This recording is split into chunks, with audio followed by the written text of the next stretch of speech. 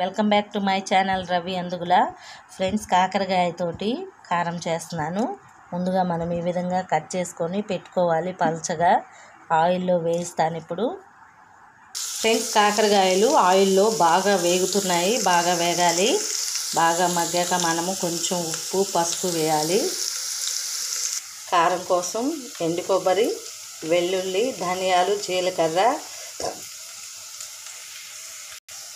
అలాగే కారం ఒక 3 స్పూన్ల కారం తీసుకొని ఎండు కొబ్బరి, ధనియాలు, జీలకర్ర, వెల్లుల్లి వేసి గ్రైండ్ చేసుకోవాలి. ఫ్రెండ్స్, కాకరకాయ ఎవరు తినరో ఈ విధంగా ట్రై చేసి ఒకసారి తినండి. అసలు వేడి వేడి అన్నంలో ఆ కారం వేసుకొని 2 ముద్దలు తిన్నా చాలా బాగుంటుంది ఫ్రెండ్స్. మిక్సీ జార్లో ధనియాలు, ఎండు కొబ్బరి, అలాగే జీలకర్ర, కారం వేసాను. గ్రైండ్ చేసుకున్నాక వెల్లుల్లి కూడా వేస్తానండి. ఫ్రెండ్స్, కారం ఈ విధంగా గ్రైండ్ చేసుకున్నాను. అంటే మరీ మెత్తగా కాదు, ఇలాగ బరగ్గా చేసుకోవాలి. కాకరకాయలు చక్కగా ఫ్రై అయ్యాయి. ఇప్పుడు సాల్ట్, పసుపు వేద్దాం.